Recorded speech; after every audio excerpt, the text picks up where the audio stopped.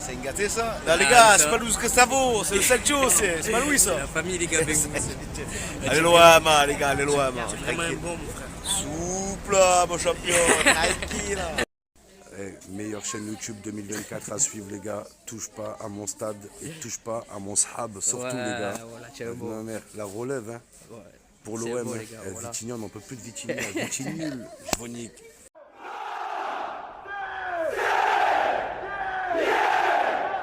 Bon ben voilà les gars, la saison 2024-2025 elle est déjà terminée, c'est passé tellement vite. Une saison où on aura connu des hauts, des bas, mais une saison où l'OM aura assuré l'essentiel, une qualification en Ligue des Champions en finissant dauphin du Paris Saint-Germain. Bonjour ou bonsoir à vous camarades marseillais et camarades marseillaises, parce qu'il y en a énormément dans la team les gars. J'espère que vous allez bien. On se retrouve aujourd'hui pour l'heure du bilan. Aujourd'hui les gars, c'est le moment de régler les comptes. Qui a été bon? Qui nous a déçus? Qui doit rester au club? Qui doit quitter le club? On va faire le bilan. Pablo Longoria, Mehdi Benassia, Roberto De Zerbi. Les gars, tout le monde va y passer. Et c'est pour ça que je pense que cette vidéo, elle va durer plus longtemps que d'habitude. C'est le moment de jouer là pour vous les gars. C'est le moment de m'aider à travers votre interaction. Petit pouce bleu. Si vous n'êtes pas abonné, n'hésitez pas à le faire. Et en commentaire, n'hésitez pas à me donner votre avis. C'est un espace qui vous est réservé. Alors autant en profiter les gars et ça m'aiderait beaucoup. Bon ben voilà les gars. Saison 2024-2025 qui est passée à une allure folle. Voilà, je sais pas pour vous mais c'est passé tellement vite les gars. J'ai l'impression que la première journée face à Brest c'était il y a 6 mois alors que c'était presque il y a 1 an. Bref, c'est une saison, les amis, parce qu'on va faire le bilan, donc ça c'est une petite introduction. C'est une saison où on aura connu des moments de joie, comme ce moment face à Lyon, au Groupama Stadium, où tu as Jonathan Rowe, ce but après que Cherki légalise. Magnifique, c'est un moment qui fait partie de l'histoire des Olympico maintenant. Mais il y a aussi des défaites qui nous ont fait mal. Auxerre, Reims, Paris, Monaco à lui deux. Mais concrètement, c'est une saison qui va servir d'apprentissage pour Roberto De Zerbi et pour tous les nouveaux joueurs arrivés l'été dernier. Voilà, l'OM ressortira grandi de cette saison où ça aura été quand même mouvementé. Voilà, cette rencontre face à Rennes, pour parler très très très peu, voilà, hein, c'est encore les leaders qui ont tiré l'équipe vers le haut. Greenwood, double buteur. Rabiot, double buteur également. Je suis juste dégoûté pour Greenwood. Il a raté ce penalty, il aurait pu aller chercher la place de meilleur buteur dans ce classement. Et finalement, c'est Ousmane Dembélé. C'est con parce qu'ils ont le même nombre de buts, mais il y en a un qui a marqué plus de penalty, Greenwood. Donc pour eux, ça compte pas. C'est les jeux c'est les buts inscrits dans le jeu qui comptent, donc Ousmane Dembélé. Félicitations à lui. Bon, c'est l'heure du bilan, maintenant. Il y a le mercato aussi, j'ai oublié le mercato, parce que Mehdi Benassia, il a donné une interview assez intéressante. J'ai tout là, et on va en parler. Le mercato maintenant, les gars. Le bilan, pardon. On va commencer par Pablo Longoria. C'est quand même le président. Hein, c'est lui qui insuffle une dynamique au club. C'est lui qui est à l'origine de ce projet, même s'il ne faut pas oublier Franck McCourt. Voilà. On a de la chance d'avoir McCourt. J'aurais jamais cru dire ça un jour, les gars, mais on a de la chance d'avoir McCourt. Quand je vois John Textor là-bas à Lyon, il a commis des erreurs, le McCourt, surtout avec Hérault. Mais depuis l'arrivée de Longoria, il fait vraiment des efforts financiers pour permettre à l'OM de redevenir un grand club déjà à l'échelle nationale en France. Et maintenant, on va voir en Europe. Donc, Longoria, que dire de ce monsieur, les gars? Il y a beaucoup de choses à dire. Un passionné, quelqu'un qui a appris à connaître l'histoire de l'OM, quelqu'un qui aime cette ville, ses supporters, parce que d'habitude, les présidents qu'on a eus, La Brune, Hérault, on ne peut pas dire qu'ils aient eu les supporters marseillais dans leur cœur. Là, tu as un président vraiment qui défend les intérêts de l'OM et de ses supporters. Il n'a pas compté ses nuits à son arrivée. On se rappelle tous de ces photos où, voilà, le mec, il dort pas quand il signe le contrat avec les joueurs. L'arrivée de Mehdi Benassia lui a fait un grand bien parce que maintenant, il peut plus se consacrer à représenter l'OM au sein des instances, à défendre l'OM, notamment pour les droits télé et tout. Mais concrètement, gros coup de chapeau à Pablo Longoria. Parce qu'il faut remettre un contexte à son arrivée.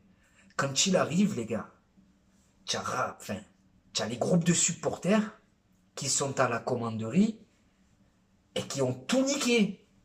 Je parle cru, je parle vulgaire, désolé, mais c'est le cas de le dire, les gars. Je sais pas si vous avez les images en tête de la commanderie. Alvaro González, il a été blessé, je crois Florian Thauvin aussi. Les cyprès qui sont en train de brûler. Quand Longoria, il arrive, c'est le chaos à Marseille. Sportivement, financièrement. Et il a remis de l'ordre dans tout ça. Il nous fait venir Sampaoli, on se qualifie en Ligue des Champions. Tudor, on se qualifie en Ligue des Champions. Marcelino, voilà, c'est vraiment sa seule grande erreur au niveau des entraîneurs. Et maintenant, avec Roberto De Zerbi, tu te qualifies pour la Ligue des Champions. Donc avec Longoria, on a retrouvé de la régularité au niveau des résultats, parce que ça fait pas mal de podiums en 5 ans. Mais il a aussi permis à l'OM d'attirer à nouveau de grands joueurs. Je sais pas pour vous, moi, les gars, mais Longoria, il m'a ramené des joueurs, ils m'ont fait plaisir. Les Saliba, les Guendouzi, les Alexis Sanchez, les Aubameyang, qui nous a ramené d'autres, les gars? Les Milik, les Saliba, bref, des joueurs qui ressemblent à la ville et à ses supporters. Et il a réussi aussi à faire un énorme travail au centre de formation. Voilà, t'as les U17, je crois, l'année dernière, ils sont champions de France. Les U19, pareil. On a gagné la Gambardella. Donc avec Longoria, tout n'est pas parfait parce qu'il y a eu des erreurs de recrutement. Il n'y a pas fini d'en avoir. Mais concrètement, l'OM avec Pablo Longoria a franchi un palier. Voilà. Je sais pas pour vous, les gars, mais moi, Longoria, c'est vraiment un grand dirigeant. Et je suis persuadé qu'il y a beaucoup de supporters en Ligue 1 et en Europe qui doivent nous envier d'avoir Mehdi Benassia et Pablo Longoria. C'est des jeunes dirigeants. Ils ont une nouvelle méthode de travailler. Franchement, top. Top. Ma vie de supporter en ce moment, il se passe bien. Après, voilà, il y a eu les Rabiot, les Hochberg, c'est la touche Benassia. Mais on a des grands joueurs de nouveau depuis que Longoria est là. Ensuite, les amis, pour Mehdi Benassia, on va parler du mercato plus tard, mais juste pour moi, la ligne de conduite, pour le mercato, voilà, la priorité, voilà, pour le mercato, on le sait tous, c'est renforcer la défense, mais je trouve que on a quand même une colonne vertébrale solide.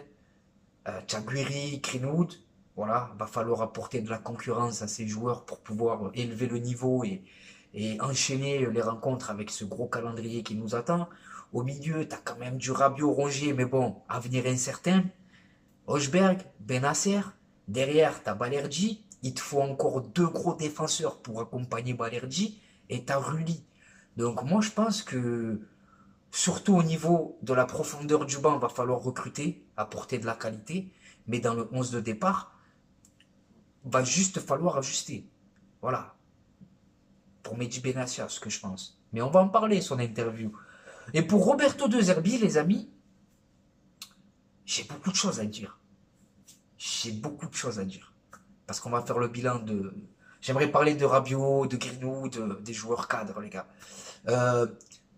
Roberto De Zerbi, les amis, pour faire son bilan, je pense qu'il a pris une claque en France. Voilà, je vous le dis. Je pense qu'il ne s'attendait pas à ce que le niveau du championnat français il soit aussi élevé, et surtout tactiquement. Parce que Roberto De Zerbi, il arrive de Brighton, tout le monde lui a ciré les pompes, tout le monde entier dit que c'est le plus bel entraîneur, qu'il a des idées révolutionnaires. Donc il arrive en Ligue 1 à Marseille avec plein de garanties, avec cette certitude de pouvoir jouer le titre. C'est pas moi qui le dis, c'est lui. Et finalement, en Ligue 1, Roberto De Zerbi, il aura douté. Il aura douté parce qu'il aura connu des moments compliqués avec son vestiaire, mais surtout parce qu'il aura croisé des entraîneurs qui l'ont embêté tactiquement. Luis Enrique, Liam Rossenior de Strasbourg. Durant la phase retour, on a quand même beaucoup de défaites. Tu perds 2 fois face à Auxerre, tu perds face à Brest. Donc Roberto De Zerbi, il est obligé de se réinventer entre guillemets pour la saison prochaine et c'est pour ça qu'il nous a dit qu'il va revenir en 4-2-3-1. Révolution tactique avec un Adrien Rabiot qui, je l'espère, restera bien sûr et retrouvera son poste préférentiel, à savoir milieu relayeur. Donc Roberto De Zerbi, cette saison, elle lui a servi d'apprentissage, mais j'ai été déçu les gars. Je vous le dis, j'ai été déçu de la qualité du jeu, du spectacle. Voilà, on nous avait vendu le De Zerbi Ball. Après, tu finis deuxième hein, déjà, il faut le dire. Hein. Il n'y a rien à lui reprocher, c'est juste les axes d'amélioration pour moi. Il finit deuxième, tu peux pas faire mieux derrière le Paris Saint-Germain. Il n'y a rien à dire. Hein.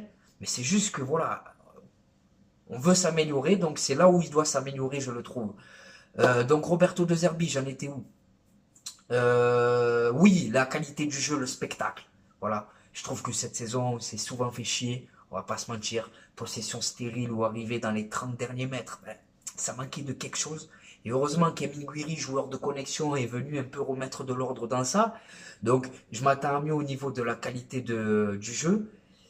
Et je m'attends surtout, là où je suis déçu avec lui, c'est avec les minots du centre de formation.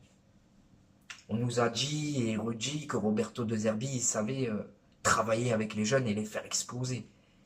Et cette saison, je trouve qu'il y a des jeunes qui auraient dû avoir plus de temps de jeu.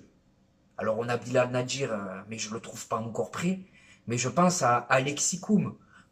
Voilà, à Alexis Koum, l'OM est redevenu un club attractif pour les jeunes. On arrive à garder nos meilleurs éléments, donc je m'attendais à ce que Alexis Koum sur le couloir gauche, il joue par exemple un peu plus. Parce que Merlin, il nous aura déçus toute la saison. Et Ulysse Garcia, il a quand même mis du temps à être bon. Donc Alexis Koum, peut-être qu'il aurait mérité d'avoir une carte à jouer. Pareil pour Daryl Bakola. Dans l'entrejeu, on a souvent dit que oui, on a de grands joueurs, mais il nous manquait cette qualité technique, ce milieu créateur. Et ça aurait pu être Daryl Bakola. Donc je trouve qu'avec les jeunes joueurs, les minots, parce qu'il y a de la qualité encore une fois chez nos minots, on sort plus des joueurs pour les sortir, les Sparagna, les Loïc Perrin, sans leur manquer de respect. Maintenant, non, tu vois, Enzo Sternal, j'ai pas compris, c'est un crève-cœur, les gars. J'ai pas compris, le mec, il nous a montré de bonnes choses durant la préparation estivale. Tu as connu des soucis offensifs en début de saison, enfin, durant la phase aller avec un Eli Wahi qui déçoit, Harid blessé, Carboni. Donc Enzo Sternal, peut-être que lui aussi, j'ai pas compris son départ. Donc les jeunes, et la communication, Roberto De Zerbi. Par moment, l'OM c'est chaud, et Roberto De Zerbi, il est trop chaud.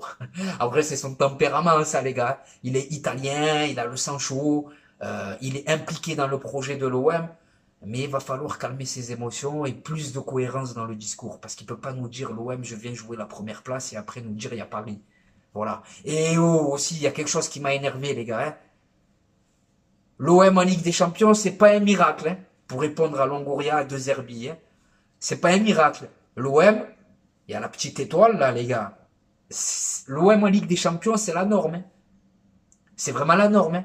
Brest, qui se qualifie l'année dernière, c'est une surprise, c'est un miracle.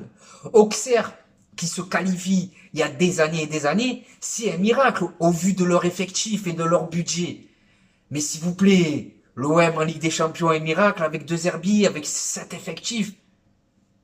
Ah non, la communication affreuse. Affreuse, je vous le dis. Donc voilà pour Roberto De Zerbi, mais c'est un bilan, c'est juste les axes d'amélioration, les gars. Sinon, je suis content qu'il reste, je suis content qu'il soit là, et allez l'OM. Voilà. Maintenant, j'aimerais parler de Rabiot. Adrien Rabiot. Alors j'ai été surpris, les gars. Apparemment, Rabiot, c'est pas un contrat de 2 ans, mais 1 an un peu bizarre. Et je suis surpris, parce que lui-même, il a dit que... voilà, il est venu pour aider l'OM à se qualifier en Ligue des Champions, donc ce serait bête de pas rester alors qu'on va la jouer. Et dans la presse, on nous dit que Rabiot, avenir incertain. Et ça m'inquiète, parce que on va jouer la Ligue des Champions, on va retrouver la Ligue des Champions, Et c'est vrai que ces dernières saisons, quand on est allé en Ligue des Champions, les gars, c'est des mauvais souvenirs. C'est des mercredis soirs où tu te tapes la tête contre le mur. On a été ridicule. Ça s'est vraiment mal passé pour nous. Et si on veut franchir un palier dans cette compétition, ça passe par garder des éléments comme Rabiot, leader tactique, leader technique, leader sur le terrain, leader dans le vestiaire. Parce que je lui soupçonnais pas ce côté je secoue tout le monde. Hein. J'ai en mémoire son intervention après la grosse défaite à Reims, où il dit oh les gars, les conneries maintenant c'est fini, si vous voulez plus jouer, cassez-vous. C'est un leader et je lui soupçonnais pas ce rôle parce que ça a l'air quand même d'être quelqu'un d'assez réservé. Il a été décisif cette saison. Voilà, il a des statistiques assez intéressantes parce que voilà, avec cette position, il a plus de liberté offensive sur le terrain. Et puis quel volume de jeu, les gars. Il défend, il attaque. Dans les 30 derniers mètres, c'est lucide, ça joue quasiment toujours juste. Donc je pense qu'il faut absolument prolonger Adrien Rabiot. Ces 25 dernières années, je ne suis pas sûr que l'OM ait réussi un meilleur coup sur le marché des transferts. Rabiot, pour moi, c'est au-dessus d'Aubameyang Sanchez, hein, en termes d'impact. Parce que il a 30 ans, il est encore... Enfin, c'est pas pareil, mais c'est au-dessus. C'est pas les mêmes postes, c'est pas ce que je veux dire, les gars. Vous m'avez compris. Je kiffe beaucoup plus le passage d'Adrien Rabiot que ceux de Sanchez ou d'Aubameyang. Greenwood, maintenant. Alors voilà. Greenwood, il fait beaucoup parler. Hein. Il fait beaucoup parler. Est-ce qu'il va quitter le club? Le club, ils sont pas satisfaits apparemment de son implication. Mais lui, il a dit que voilà, moi je veux rester à Marseille et je veux jouer la Ligue des Champions.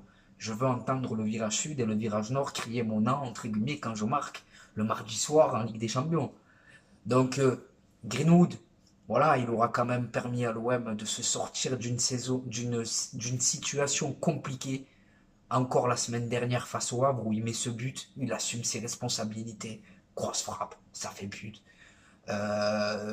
Samedi face au Stade Rennais, il nous sort ce doublé. Voilà, il aurait pu même finir meilleur buteur avec un triplé, mais bon, c'est le destin, c'est comme ça. Marseille, c'est pas facile, mais encore plus pour lui. Parce qu'il arrive avec tout ce contexte et ses problèmes extrajudiciaires. Et quel joueur de 23 ans a réussi à mettre 21 buts en championnat dès sa première saison en Ligue 1? Greenwood, cette saison, c'est 23 buts, toutes compétitions confondues. Je suis allé voir, il a marqué plus de buts que Bruno Fernandes, il a marqué plus de buts que Bradley Barcola, plus de buts que Marcus Thuram, que Vinicius Junior, Lautaro Martinez, il a marqué plus de buts que Michael Olise, plus de buts que Jamel Musiala, il a marqué plus de buts qu'Alexandre Sorloth. C'est pour vous donner une idée de la dimension de sa saison. C'est un top player. C'est un top player. Il n'aura pas été irrégulier, il faut qu'il progresse sur l'aspect collectif, apprendre à défendre, aimer à se sacrifier pour le collectif. Mais il ne faut pas oublier qu'il n'a pas joué à son poste, qu'il est encore jeune et que justement, s'il a signé chez nous, c'est pour qu'on l'aide dans sa progression. Donc Mason Greenwood, il faut absolument le garder. Voilà, il faut absolument le garder lui aussi. Ensuite, il y a l'avenir de Luis Enrique. Voilà, alors en conférence de presse, Longoria, il a été cash. Luis Enrique, on veut le vendre avant le 30 juin pour satisfaire la DNCG, pour Franck Macourt également, qui récupère un peu d'oseille, qui puisse un peu kiffer ses vacances. Donc Luis Enrique va quitter le club. Il aura commencé la saison très très très fort avant d'être irrégulier. Il est arrivé en 2020 et il explose en 2024-2025. Donc ça montre qu'avec les jeunes, il faut être patient. Mais à Marseille, il n'y a pas le temps. Hein. Et surtout, le fait que Luis Enrique il signe à l'Inter de Milan, ben, c'est un bon signe pour notre club. Parce que ça démontre aux jeunes joueurs que tu veux aller recruter sur le mercato, voilà, s'il y a une pépite, tu peux aller le voir et lui dire, oh, écoute, chez nous, si tu es bon, tu peux signer là et là et là par la suite, mais à condition que tu sois bon et tu partiras quand on te le dira. Donc, ça démontre que tu peux quitter l'OM pour aller vers d'autres grands clubs. Donc, c'est une bonne chose, ça renvoie une bonne image, enfin, pour le club au niveau des jeunes, en Europe, même en Amérique du Sud, et pour nos minots aussi. Si tu as un gamin qui est vraiment doué, surdoué, tu lui dis, écoute, c'est la même chanson, tu es bon chez nous, tu vas où tu veux derrière. Donc, Luis Enrique, financièrement, sportivement et au niveau de la crédibilité du projet, c'est une bonne chose. Rongier, les gars. Rongier que Rennes ne lâche pas. Il lui reste 1 an de contrat. Ah, Pablo Longoria, on sait qu'il n'aime pas ça. Rongier, il a toujours dit qu'il aimerait tenter une expérience dans un championnat étranger. Et je pense qu'il va quitter le club parce que c'est le bon moment pour lui. Tu vois, s'il quitte le club là, il laisse l'OM en Ligue des Champions. Il rapporterait de l'argent au club parce qu'il quitterait pas le club pour 0 €. Et à 31 ans, 30 ans, bientôt 31 ans, c'est le moment ou jamais. C'est soit tu prolonges maintenant et tu fais ta carrière à l'OM, un peu comme Steve Mandanda ou Payet, ou soit tu quittes l'OM maintenant pour vivre ton aventure à l'étranger. Mais en tout cas, joueur de collectif, Rongier, joueur qui aime l'OM, qui part jamais dans la peau d'un titulaire et qui finit tout le temps titulaire. Et j'ai vu passer un truc, quand Rongier n'est pas là, la moyenne de points pris par match, elle est beaucoup plus basse que quand il est là. Donc ça montre l'importance qu'il a dans cet effectif et sur le terrain. Balerdi. Donc Balerdi, moi les gars, je me pose la question. Je suis content s'il reste, bien sûr. Mais si on vient, on te propose 30 millions d'euros, est-ce que tu dois les refuser? Moi, je me pose la question. Je me pose la question parce que la question qu'il faut se poser avec lui, c'est est-ce qu'il va progresser? Est-ce qu'il a encore une marge de progression, Balerdi? Parce qu'on nous dit qu'il est jeune, qu'il est jeune, qu'il est jeune, mais Balerdi, ça fait quand même 26 ans qu'il a 26 ans, les gars. Il a plus 20 ans. Donc, est-ce qu'il peut encore progresser? Est-ce qu'il n'est pas à son apogée? Et est-ce que c'est pas vraiment le bon moment pour le vendre au plus cher de sa valeur marchande? Je sais pas. Sur le marché des transferts, je pense que tu peux trouver un joueur moins cher, mais plus bon que Balerdi. Jacquet de Rennes, je prends. Mais les yeux fermés, je prends. Donc voilà, moi je me pose la question, j'aime beaucoup le joueur, mais est-ce que lui aussi, c'est pas le moment de partir voler ailleurs? Ensuite, il y a qui, les gars? Rongier, Balerdi, bon voilà, c'est les cadres, hein. Ensuite, Guri, voilà, c'est vraiment le joueur qui aura permis à l'OM de se qualifier en Ligue des Champions, il va rester. Ensuite, voilà, pour moi, Merlin, ça doit partir. Il y a Chancel Mbemba qui va quitter le club. Il y a Barbon Meïté, Alcino Naï, Luis Enrique. Il y a Cornelius qui devrait quitter le club. Euh, il y a du monde, les gars, qui devrait quitter le club. J'ai pas tous les joueurs. Ça devrait être animé. Voilà, et tant mieux. Maintenant, on va parler mercato. Mercato, parce que voilà, Mehdi Benassia, il a donné une interview assez intéressante chez Rotten sans flamme. Et, il a confirmé certaines pistes. Voilà. Jonathan David, ah, c'est trop cher, les gars. Donc, on peut oublier. Le mec, il a envie de venir, mais c'est trop cher. Qu'est-ce qu'il nous a dit d'autre? Il nous a confirmé les pistes Medina et Laporte. Et honnêtement, c'est une bonne nouvelle parce que Laporte, ça doit être le Adrien Rabiot de ta défense. Et Medina, voilà, après, je sais pas si c'est. Non, c'est pas un gaucher, Medina, les gars. C'est un droitier, non? J'ai un doute, mais je crois que c'est un gaucher. Avoir deux gauchers derrière, je sais pas comment ça se passe. Mais en tout cas, c'est deux joueurs que j'accueillerai à l'OM les bras ouverts. Surtout quand on connaît les soucis défensifs qu'on a eu cette saison. C'est des joueurs qui feraient grandir notre effectif derrière. Medina, il connaît déjà le championnat. Il a cette grinta qu'on aime, nous, supporters marseillais. Il parle déjà la langue. Il sait ce que représente l'OM. Même si à Lens, il n'y a pas la même pression, il y a de la pression. En Argentine, la sélection, il y a la pression. Donc non, ce serait un joueur, je pense, qui s'imposerait immédiatement à l'OM et qui s'y plierait. Voilà, comme un poisson dans l'eau. Et pareil pour Laporte. Laporte, De Zerbi compatible, très bon relanceur. C'est pas le plus rapide, mais gros sens de l'anticipation. De Zerbi compatible, pourquoi? Parce qu'avec Guardiola ou en sélection espagnole, voilà, repartir de derrière, il sait faire, il a l'habitude, donc ça le dépayserait pas trop. Et il nous apporterait toute cette expérience qu'il a eue. Voilà, il a gagné des trophées à Manchester City, notamment la Ligue des Champions. Et dans notre effectif, les gars, il n'y a pas beaucoup de joueurs qui ont joué des matchs de Ligue des Champions. Donc voilà, il a gagné la Première Ligue, la Ligue des Champions, l'Euro 2024, il a gagné la Ligue des Nations. Donc c'est un joueur qui peut nous apporter de bonnes choses à condition qu'il soit sur le terrain et pas à l'infirmerie. Ensuite, voilà les gars, hein, je crois que j'ai été complet. Hein. Mehdi Benassia, voilà, il nous a aussi dit qu'il aimerait, que Roberto De Zerbi, il va rester. Voilà, qu'il veut rester, qu'il va rester, qu'il travaille déjà sur la saison prochaine et tant mieux. Tant mieux, tant mieux. Mais Marcelo Bielsa, on nous disait la même chose et finalement, 4 heures avant le coup d'envoi, t'es parti le mec. Donc voilà les gars, hein, j'ai essayé d'être complet. Hein. Mehdi Benassia, le bilan, Roberto De Zerbi, les cadres que j'aimerais voir rester, ceux qui doivent quitter le club. Et, euh, et voilà les gars, maintenant vous le savez, vous connaissez la chanson, c'est à vous de jouer. Le petit pouce bleu, l'abonnement si c'est pas encore fait, le petit commentaire. Voilà. C'était Khalil de Touche pas mon stade. Il est temps pour moi de vous laisser. Je vous dis à la prochaine pour de nouvelles aventures, les gars. Et n'oubliez pas, notre virus à nous, c'est ouais. Ciao la famille.